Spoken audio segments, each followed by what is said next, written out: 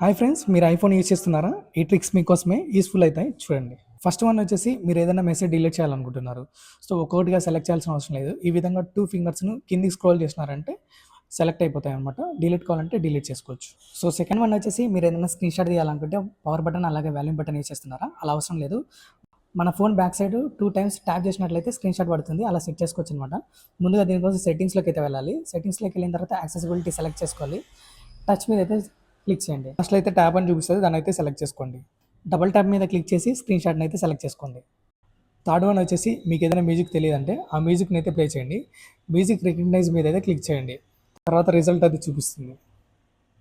Fourth one వచ్చేసి మీరు ఏదైనా టైప్ చేసినప్పుడు ఎక్కడైనా చేంజ్ చేయాలనుకుంటే స్పేస్ని అయితే లాంగ్ ప్రెస్ చేసి పైకి కింది మూవ్ చేసి మీరైతే చేంజ్ చేయాలనుకున్న చోట చేంజ్ చేసుకోవచ్చు అనమాట. ఫిఫ్త్ వన్ అయితే గ్యాలరీలోకి వెళ్ళేసి మీ ఫోటోని అయితే కాపీ చేసుకోండి. కాపీ చేసుకున్న తర్వాత ఎవరికైనా సెండ్ చేయాలనుకుంటే ఆ చార్ట్లోకి వెళ్ళేసి పేస్ట్ చేయండి. మీ ఫోటో అయితే సెండ్ చేయడానికి రెడీ అవుతుంది. సిక్స్త్ వన్ వచ్చేసి మీరు యాప్స్ నుంచి స్విచ్ అవ్వాలనుకుంటే బార్ను సైడ్కి అయితే స్వైప్ చేయండి, స్విచ్ అవుతుంది.